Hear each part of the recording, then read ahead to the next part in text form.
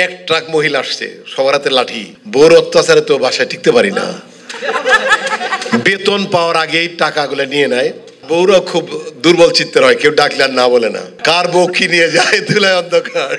এই বউ, আমি চাই আমার বউ অন্যরকম হোক। আমার নায়িকা, আমার বউ, আমি ওখানে রেখে আসি নাই কেন? সে বলে তুমি আগে যাও, আমি পরে যাব।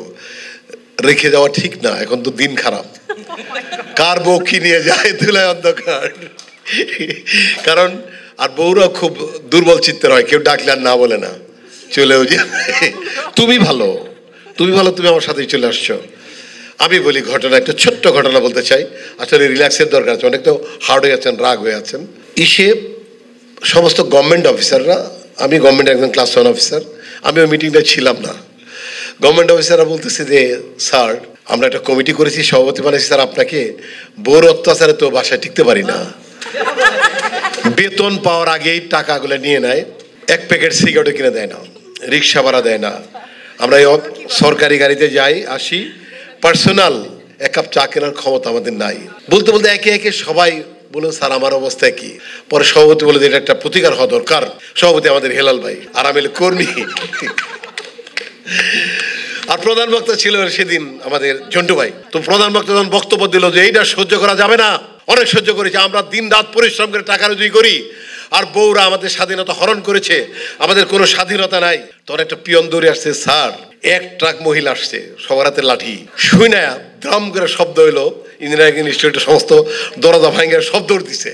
তো সভাপতি হিলাল ভাই বসে আছে, আমিও ভাগছি, ভেঙে গেছি, ধরেন কোনো জান না, ভাগছি।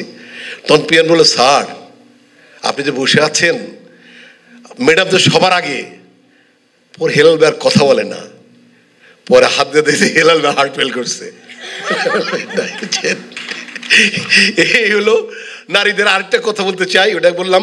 আর রাজা উজিরদের বলতে চাই, ঝন্টু ভাই দেশের রাজা, উনি এনাম করে দিলেন যে আমার দেশে সব আমরা নির্যাতিত, সেনাপতি নির্যাতিত, আমি নির্যাতিত নারী দ্বারা। একটি মানুষ কি নাই যে নারী দিকে ভয় পায় না? পর উজির বলে, হুজুর এলান করে দেন। উনি এলান করে দিলেন, আমি অর্ধেক সম্পত্তি দিব যদি আমার রাজ্যে কে নারী দিকে ভয় পায় না, যদি এরকম কাউকে পাই, বা অনেককে পেলে সম্পত্তি ভাগ করে দেবো। পরে মাঠে, অনেক বিরাট মাঠ, সেখানে দেখলেন বলেছে নারী দিকে ভয় পান না কে, সেই মাঠে আসেন। পরে দেখা গেল যে যারা ভয় পায় ওই মাঠ ভরে গেছে, যে ভয় পায় না একটা লোক দাঁড়িয়ে আছে। তখন জন্টু ভাই বলে, বাহ, একটা মানুষ তো আছে আমার রাজ্যে যে নারী দিকে ভয় পায় না, এবারে ডাক গায় না, রাজত্ব অর্ধেক লিখে দে, ঘোড়া টোরা সব দিয়ে দে। তো তাকে বলছে, ভাই আপনি রাজা যাইতে বলছেন? কয় আমি যাব না। কয় না, আপনি তো সম্পত্তি পাইছেন অর্ধেক, আপনি নারী দিকে ভয় পান না। কয় না, আমি বললাম না আমি যাব না। কেন যাবেন না? আমার স্ত্রী বলে দিছে যে মানুষ দেখবি, যদি যাস তোর পা ভেঙে মেলাম। এই বউ, আমি চাই আমার বউ অন্যরকম হোক। আমার বাস্তব বউ অনেক ভালো, আমাদের সবার সংসার সুন্দর হোক, সবার সংসার সুন্দর হোক। এগুলো গল্পের কারণেই গল্প বলা, কেউ হার্ড হবেন না।